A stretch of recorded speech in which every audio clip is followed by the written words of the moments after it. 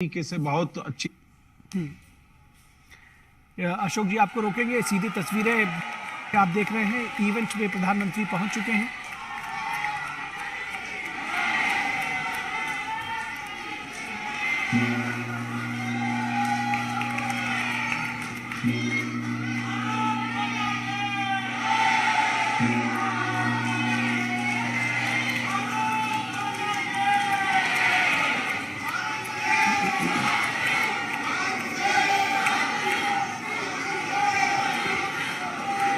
भाइयों और बहनों,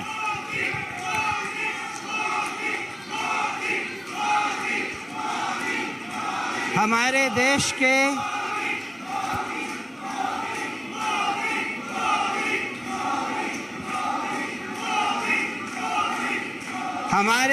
के यशस्वी प्रधानमंत्री श्रद्धेय श्री नरेंद्र मोदी जी का इंडोनेशिया में रह रहे भारतीय और भारतीय मूल के लोगों की तरफ से हार्दिक स्वागत और अभिनंदन है।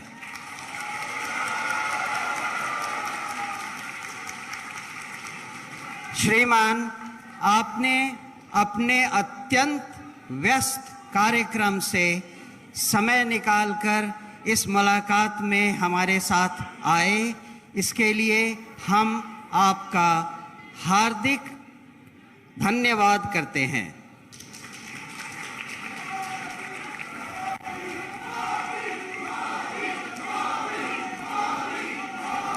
माननीय प्रधानमंत्री जी,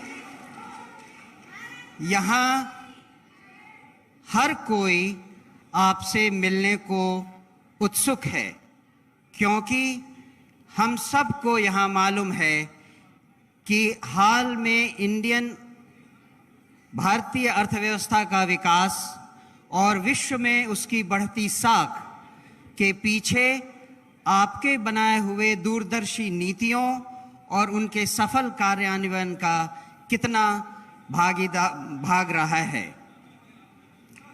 आदरणीय प्रधानमंत्री जी, इस भारतीय समुदाय की बहुत सारी विशेषताएं हैं, लेकिन उसमें मैं एक का आपके सामने उल्लेख करना चाहूँगा। इंडोनेशिया में हमारा यह भारतीय समुदाय बहुत आदर और सम्मान से देखा जाता है, क्योंकि इंडोनेशिया में हर भारतीय एक एम्प्लॉयमेंट जनरेट करने वाला माध्यम माना जाता है। ये सारे लोग, हर आदमी जो यहाँ हैं, कुछ न कुछ स्थानीय नागरिकों को एम्प्लॉयमेंट प्रदान करते हैं। हम यहाँ एम्प्लॉयमेंट जनरेट करने के लिए जाने जाते हैं, न कि एम्प्लॉयमेंट खोजने के लिए। ये हमारे लिए एक बहुत गर्व का विषय है। हम सब ये समुदाय आपको सुनने के लिए बहुत बेताब हैं। हम सबसे पहले दोनों देशों के राष्ट्रगान के सम्मान में खड़े होंगे। तत्पश्चात मैं आपसे अनुरोध करूंगा कि हम सबको संबोधित करें। धन्यवाद।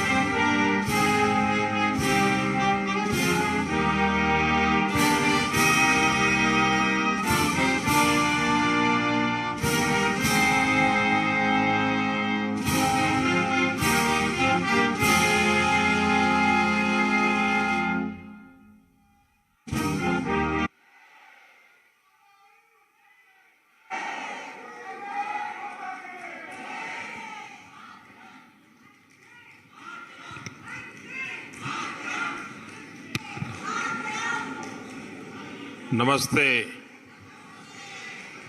वणक्कम।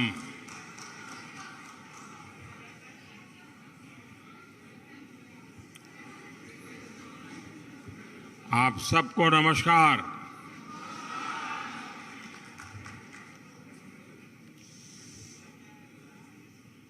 इंडोनेशिया आने के बाद, बाली आने के बाद हर हिंदुस्तानी को एक अलग ही अनुभूति होती है, एक अलग ही एहसास होता है। और मैं भी वही वाइब्रेशंस फील कर रहा हूं।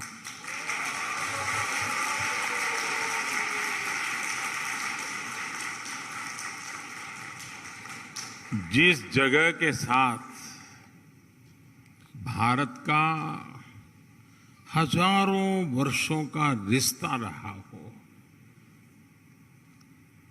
और जिसके बारे में सुनते रहते हो कि हजारों साल में अनेक पीढ़ियां आई चली गई, लेकिन उस परंपरा को कभी ओझल नहीं होने दिया। हजारों साल से उस परंपरा को जीना, पीढ़ी दर पीढ़ी उस परंपरा को जानना और हर पल उस परंपरा से जुड़े रहना, वहां के लोग, उस धरती एक अलग ही आनंद देती है, अलग ही आनंद की अनुभूति कराती है। आप कल्पना कर सकते हैं, आज जिस समय मैं आपसे बात कर रहा हूं, हम यहां बाली में बैठे हैं, बाली की परंपराओं के गीत गा रहे हैं।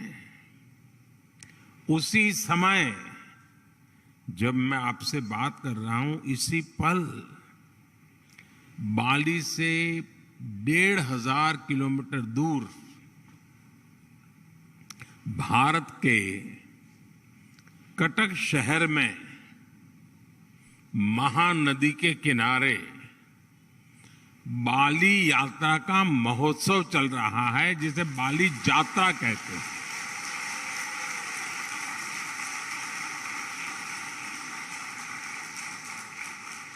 और ये बाली यात्रा है क्या? ये महोत्सव भारत और इंडोनेशिया के बीच हजारों वर्षों के ट्रेड रिलेशंस को सेलिब्रेट करता है। इंडोनेशिया के लोग इस बार की बाली यात्रा के फोटो इंटरनेट पर देखेंगे तो ना वाकई गर्व होगा, आनंद होगा, उत्साह से भर जाएंगे। और कई वर्षों बाद, बीच में कोरोना के कारण जो दिक्कतें आई, उसके कारण कुछ रुकावटें आई थी, और अब कई वर्षों बाद बाली यात्रा, ये महोत्सव उड़ीसा में बहुत ही बड़े स्केल पर भव्यता के साथ, दिव्यता के साथ, लाखों लोगों की भागीदारी के साथ, मास पार्टिसिपेशन के साथ अभी मनाया जा रहा है।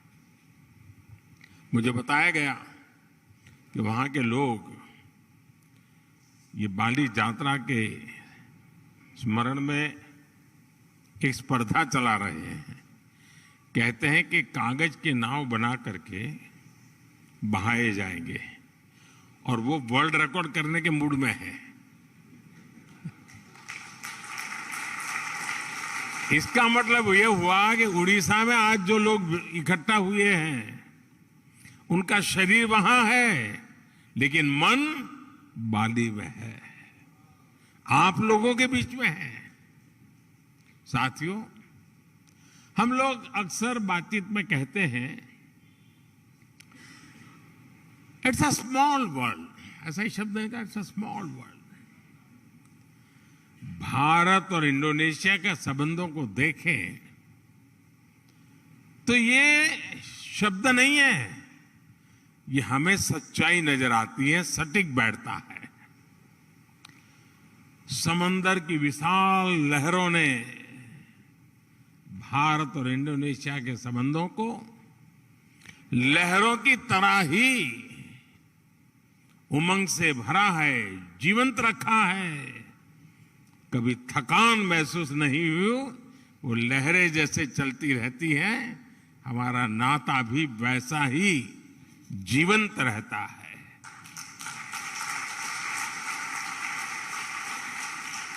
एक समय था जब कलिंग, मेदांग जैसे साम्राज्यों के माध्यम से भारत का दर्शन, भारत की संस्कृति इंडोनेशिया की धरती तक पहुंची। आज एक ये समय है जब भारत और इंडोनेशिया 21वीं सदी में विकास के लिए एक दूसरे के साथ कंधे से कंधा मिलाकर काम कर रहे हैं। इंडोनेशिया की जमीन ने भारत से आए हुए लोगों को प्यार से एक्सेप्ट किया, उन्हें अपने समाज में सम्मिलित किया। इसी वजह से आज आप सभी इंडोनेशिया के विकास और समृद्धि में अपना योगदान दे रहे हैं। हमारे बहुत सिंधी परिवार यहां रहते हैं और भारत से आए हुए हमारे सिंधी परिवार के भाई बहनों ने यहां के टेक्सटाइल सेक्टर में, स्पोर्ट्स गुड सेक्टर में, इतना ही नहीं, फिल्म और टीवी इंडस्ट्री में भी काफी कुछ कंट्रीब्यूट किया है। गुजरात से जुड़े हुए काफी लोग यहां हैं। जेम्स, डायमंड्स, माइंस, इवन खेती, किसानी, उसमें भी वो लोग नजर आते हैं। भारत से आए हुए engineers, chartered accountants, professionals Indonesia के विकास के सहयात्री बने हुए हैं। कितने ही तमिल भाषी कलाकार यहां की संस्कृति, यहां के आर्ट्स को और समृद्ध करने में अपना योगदान दे रहे हैं। मुझे याद है जब 3-4 साल पहले इंडोनेशिया के बप्पा नयोमान न्यू आर्टा जी को भारत ने पद्मश्री से सम्मानित किया था, उस समय भारत का राष्ट्रपति भवन तालियों की गड़गड़ाहट से गूंजता ही रहता था। उनकी बनाई कलाकृति गरुड़ विष्णु केनकाना का कोई शायद हिंदुस्तानी ऐसा नहीं होगा जो उसकी प्रशंसा न करता हो। ऐसे ही इंडोनेशिया के वायन दिव्या और आगोस इंदिरा उदयन जी, उनको जब पद्म सम्मान मिला था तो मुझे उनके बारे में काफी कुछ जानने का, निर्णय करने से पहले मुझे काफी कुछ उनके विषय में जानने का मौका मिला। आगोस इंदिरा उदयन जी, आप भली भांति परिचित हैं उनसे, और आज यहाँ मौजूद भी हैं। वो बाली में महात्मा गांधी के विचारों को आगे बढ़ाने के लिए जी जान से जुटे हुए हैं।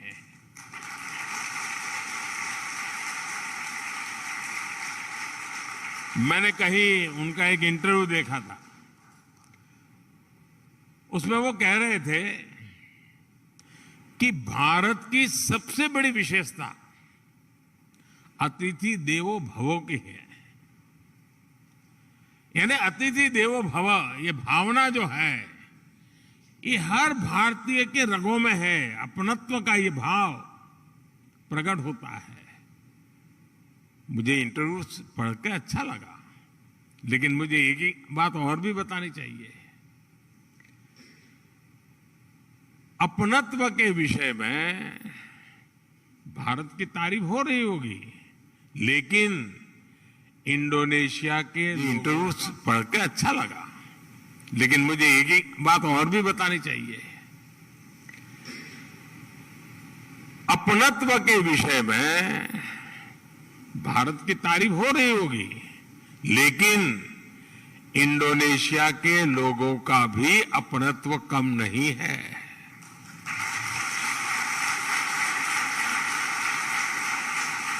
जब मैं पिछली बार जकार्ता में आया था,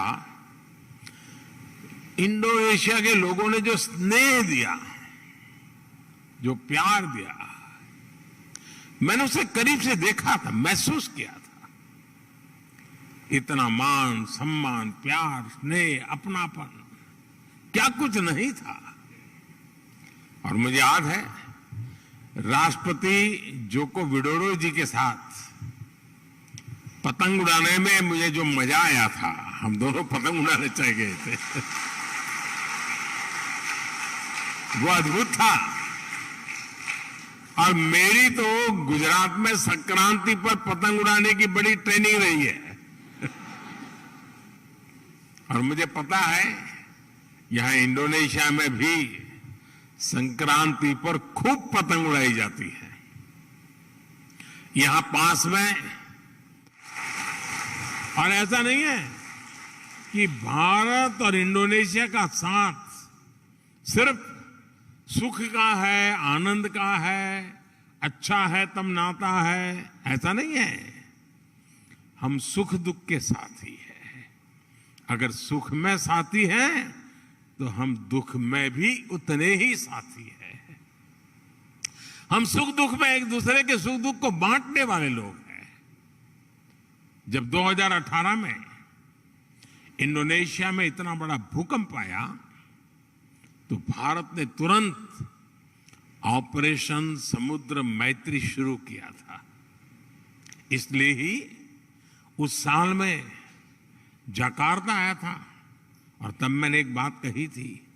मैंने कहा था कि भारत और इंडोनेशिया में 90 नॉटिकल मील का फासला भले हो, लेकिन हकीकत तो ये है, हम 90 नॉटिकल मील दूर नहीं है, हम 90 नॉटिकल मील पास है।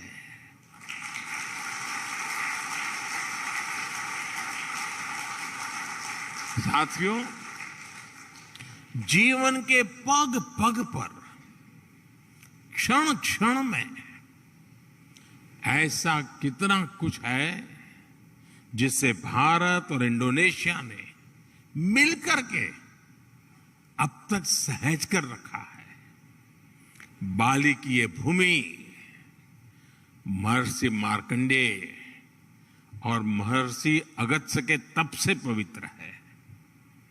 भारत में अगर हिमालय है, तो बाली में आगुंग पर्वत है। भारत में अगर गंगा है, तो बाली में तीर्था गंगा है। हम भी भारत में हर शुभ कार्य का श्री गणेश करते हैं। यहां भी श्री गणेश घर घर विराजमान है। सार्वजनिक स्थानों पर शुभता फैला रहे हैं। पूर्णिमा का व्रत, एकादशी की महिमा, त्रिकाल संध्या के जरिए सूर्य उपासना की परंपरा, मां सरस्वती के रूप में ज्ञान की आराधना, अनगिनत चीजें हम कह सकते हैं। ऐसी बहुत सी बातें हैं जो हमें जोड़े रखती हैं, जोड़ती रहती हैं।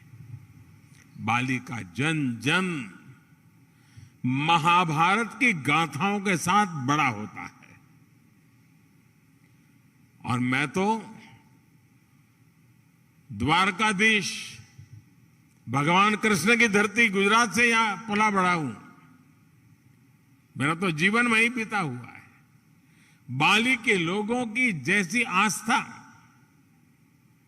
महाभारत के लिए है, भारत में लोगों की वैसी आत्मीयता बाली के लोगों के लिए भी है।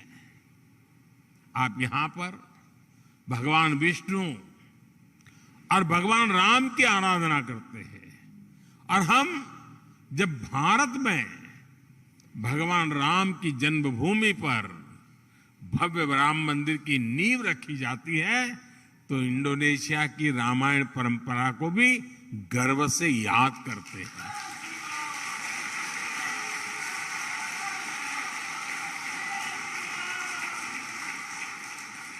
कुछ साल पहले जब भारत में रामायण फेस्टिवल का आयोजन हुआ था, तो इंडोनेशिया के भी कई कलाकार, यहां से कई कलावृंद भारत आए थे, और अहमदाबाद में, हैदराबाद में, लखनऊ में, अनेक शहरों में वो अपना कार्यक्रम करते करते वो अयोध्या आए थे।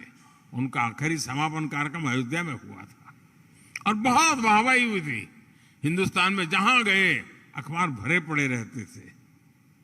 भाई और बहनों, बाली में ऐसा शायद ही कोई व्यक्ति होगा जिसकी अभिलाषा नहीं होगी कि अपने जीवन में एक बार अयोध्या या द्वारिका के दर्शन न करे, ऐसा शायद कोई भी इंसान नहीं होगा।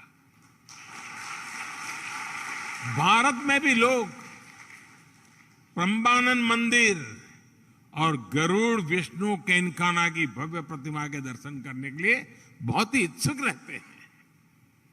कोरोना काल से पहले एक साल में ही 5 लाख से ज्यादा भारतीयों का अकेले बाली आना ही इसकी गवाही देता है।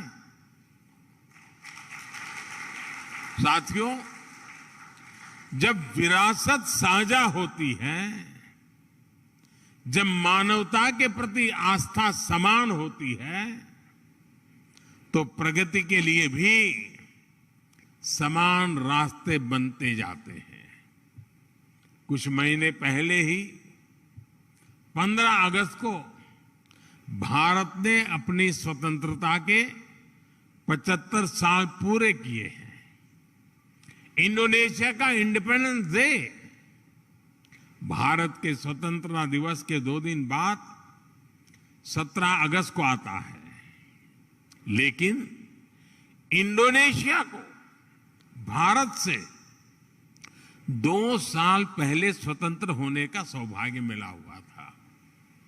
इंडोनेशिया से सीखने के लिए भारत के पास बहुत कुछ है, और अपनी 75 वर्षों की विकास यात्रा से भारत के पास भी इंडोनेशिया को देने के लिए बहुत कुछ है। भारत का टैलेंट, भारत की टेक्नोलॉजी, भारत का इनोवेशन, भारत की इंडस्ट्री, आज इन सारी बातों ने दुनिया में अपनी एक पहचान बनाई है।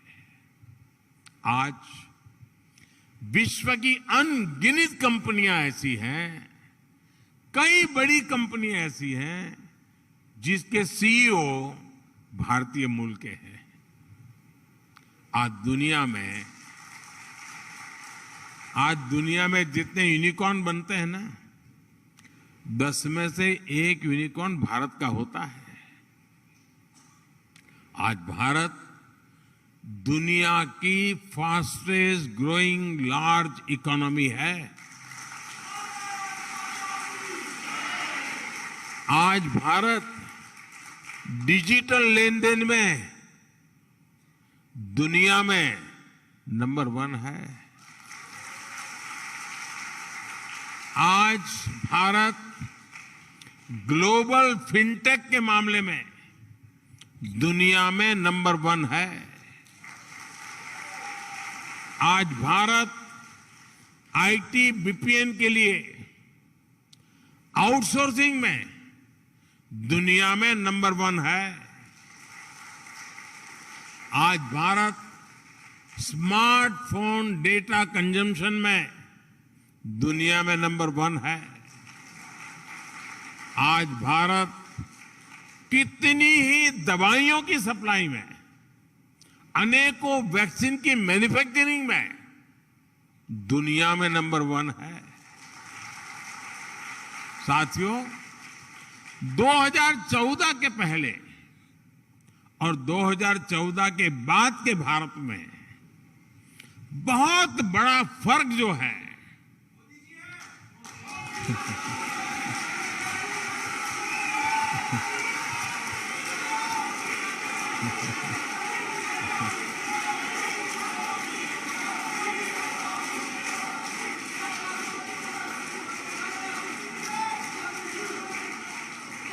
वो जो बहुत बड़ा फर्क है वो मोदी नहीं है,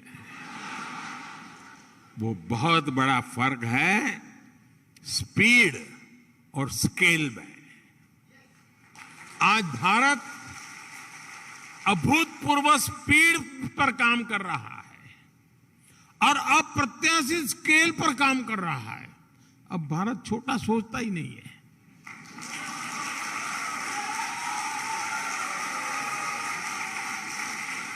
स्टैच्यू बनाएगा तो दुनिया में सबसे बड़ा, स्टेडियम बनाएगा तो दुनिया में सबसे बड़ा।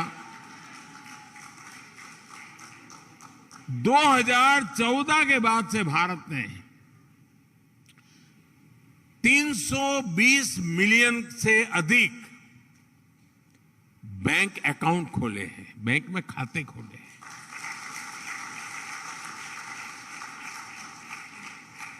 इसका मतलब ये हुआ कि अमेरिका की कुल जनसंख्या जितनी है उतने हमने बैंक खाते खोले हैं।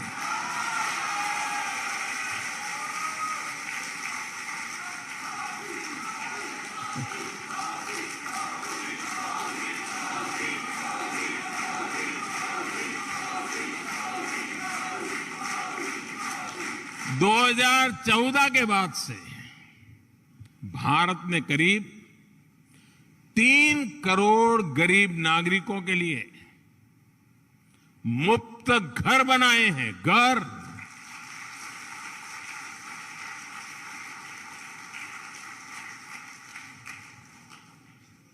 और घर ऐसे नहीं बनता है, जब घर मिल जाता है ना तो इंसान रातों रात लखपति बन जाता है। और जब मैं 3 करोड़ घर की बात करता हूं, इसका मतलब क्या है? इसका मतलब यह है कि ऑस्ट्रेलिया के परिवार को नहीं, ऑस्ट्रेलिया के हर नागरिक को घर मिल जाए, इतने घर बनाए हैं।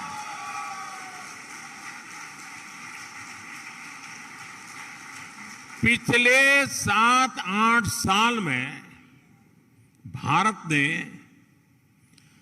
55,000 किलोमीटर 55,000 किलोमीटर नेशनल हाईवे बनाए हैं। यानी स्केल बता रहा हूं मैं, पूरी धरती के लगभग 1.5 चक्कर लगाने के बराबर है।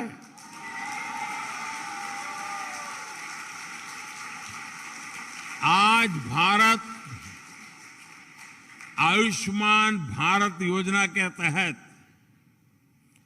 जितने लोगों को 5 लाख रुपए तक के मुफ्त इलाज की सुविधा दे रहा है, 5 लाख रुपए तक अगर उसका मेडिकल बिल 1 साल का बनता है तो जिम्मा सरकार उठाती है। इसका बेनिफिट कितना लोगों को मिलता है? 5 लाख रुपए तक की मेडिकल सुविधा जो मिलती है वो पूरे यूरोपियन यूनियन की कुल आबादी से ज्यादा लोगों को मिलती है।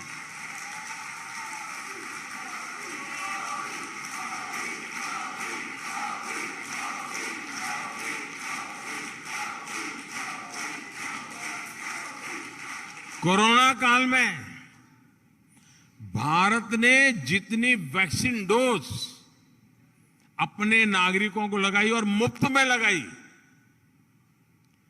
वो जो वैक्सीन डोज है ना, उसकी अगर मैं संख्या का हिसाब लगाऊं तो अमेरिका और यूरोपियन यूनियन, उन दोनों की कुल आबादी जो है उससे 2.5 गुना ज्यादा डोज हमने हिंदुस्तान में लगाए।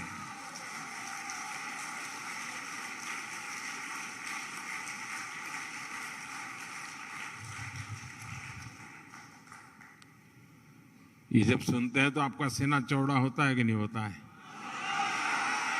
आपको गर्व होता है कि नहीं होता है? आपका माथा ऊंचा होता है कि नहीं होता है? और इसलिए मैं कहता हूं कि भारत बदला है। साथियों, आज का भारत अपनी विरासत पर गर्व करते हुए, अपनी विरासत को समृद्ध करते हुए, जड़ों से जुड़े रह करके आसमान छूने के लक्ष्य के साथ विकसित भारत बनाने के लक्ष्य को लेकर के अब निकल पड़ा है।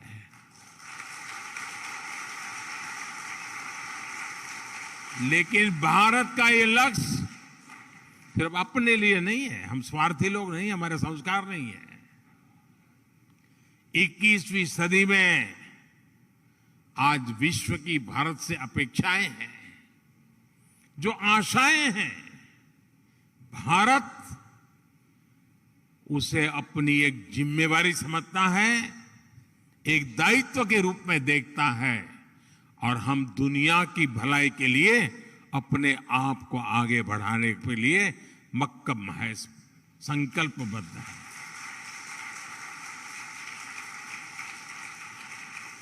आज अपने विकास के लिए भारत जब अमृत काल का रोडमैप तैयार करता है तो उसमें दुनिया की आर्थिक राजनीतिक आकांक्षाओं का भी समावेश है। आज जब भारत आत्मनिर्भर भारत का विजन सामने रखता है तो उसमें ग्लोबल गुड की भावना भी समाहित है। रिन्यूएबल एनर्जी के क्षेत्र में भारत ने वन सन, वन वर्ल्ड, वन ग्रिड का मंत्र दिया है।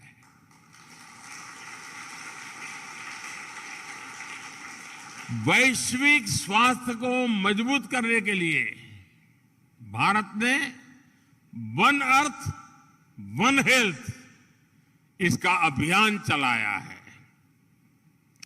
क्लाइमेट चेंज जैसी चुनौती से निपटने के लिए और जो आइलैंड कंट्रीज होते हैं उनके लिए तो भारत एक वरदान के रूप में काम कर रहा है।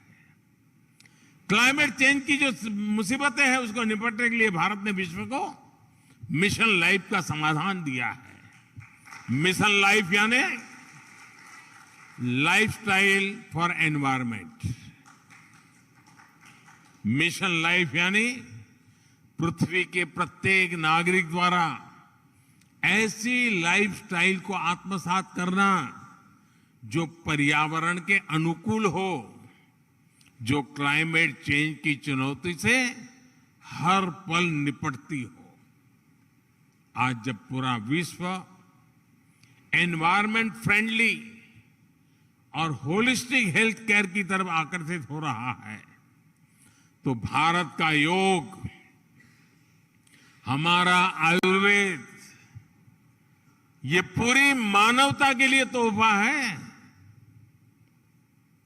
और साथियों, जब आयुर्वेद की बात आई है तो मुझे भारत इंडोनेशिया के एक और जुड़ाव का ध्यान आ रहा है। मुझे याद है जब मैं गुजरात का मुख्यमंत्री था तो गुजरात आयुर्वेदिक यूनिवर्सिटी और यहाँ की यूनिवर्सिटीज, हिंदू इंडोनेशिया, इसके बीच समझौता हुआ था। मुझे खुशी है कि इसके कुछ ही वर्ष बाद यहाँ की इस यूनिवर्सिटी में आयुर्वेद हॉस्पिटल की भी स्थापना हुई। साथियों, वसुधैव कुटुंबकम यानी पूरे विश्व को एक परिवार मानने की भारत की यही भावना, यही संस्कार विश्व कल्याण का मार्ग प्रशस्त करते हैं। कोरोना काल में हमने देखा है भारत ने दवाइयों से लेकर वैक्सीन तक जरूरी संसाधनों के लिए आत्मनिर्भरता हासिल की और उसका लाभ पूरी दुनिया को मिला। भारत की सामर्थ्य ने कितने ही देशों के लिए एक सुरक्षा कवच का काम किया।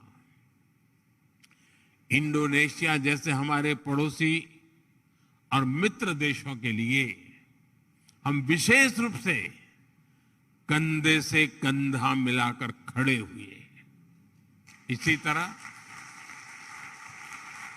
आज भारत अंतरिक्ष में, स्पेस के क्षेत्र में प्रमुख वैश्विक महाशक्ति के रूप में उभर रहा है, तो उसका लाभ साउथ एशियन देशों को विशेष रूप से मिल रहा है। रक्षा के क्षेत्र में भी जो भारत दशकों तक केवल विदेशी आयात पर निर्भर था, वो आज अपनी क्षमताएं बढ़ा रहा है। ब्रह्मोस मिसाइल हो या तेजस फाइटर प्लेन, इनका आकर्षण विश्व में लगातार बढ़ रहा है। आज भारत बड़े लक्ष्य तय कर रहा है और उन्हें प्राप्त करने के लिए भी पूरी मेहनत कर रहा है। संकल्प से सिद्धि का यही मंत्र आज 21वीं सदी के नए भारत की प्रेरणा बना हुआ है। आज इस अवसर पर मैं आप सबको अगले प्रवासी भारतीय सम्मेलन के लिए भी निमंत्रण देता हूं। जनवरी महीने में 9 जनवरी को यह कार्यक्रम होता है। इस बार ये आयोजन मध्य प्रदेश के इंदौर में होगा और इंदौर वो नगर है जो पिछले 5-6 बार से देश में स्वच्छ शहर के नाम पर हिंदुस्तान में नंबर 1 रहता है।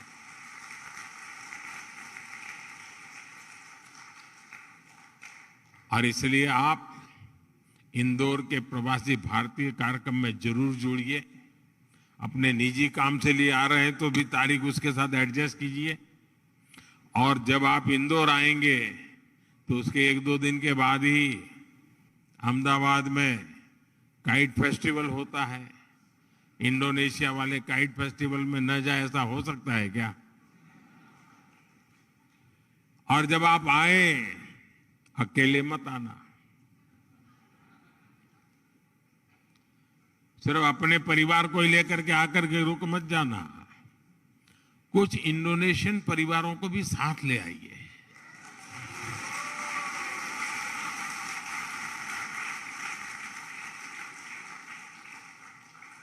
मुझे विश्वास है भारत और इंडोनेशिया के संबंधों को मजबूत करने में आपका सहयोग और सक्रिय योगदान निरंतर बना रहेगा। आप सब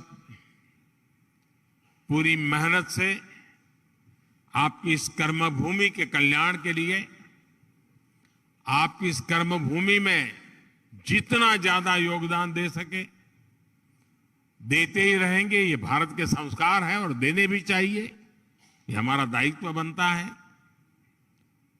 और मैं देख रहा हूं हमारे बोहरा समाज के बहुत साथी यहां आए हैं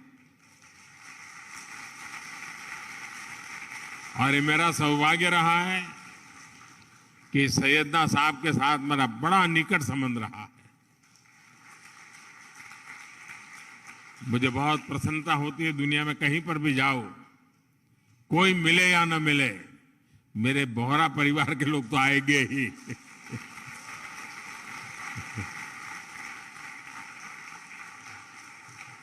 साथियों, आप इतनी बड़ी तादाद में यहां आए, समय निकाल करके आए और उमंग और उत्साह से भरे हुए हैं।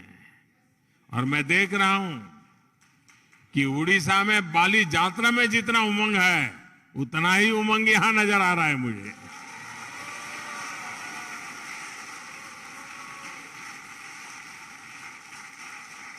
आपके इस प्यार के लिए, आपके इस स्नेह के लिए, भारत के प्रति आपकी ये श्रद्धा के लिए हृदय से आपका बहुत बहुत धन्यवाद करता हूं।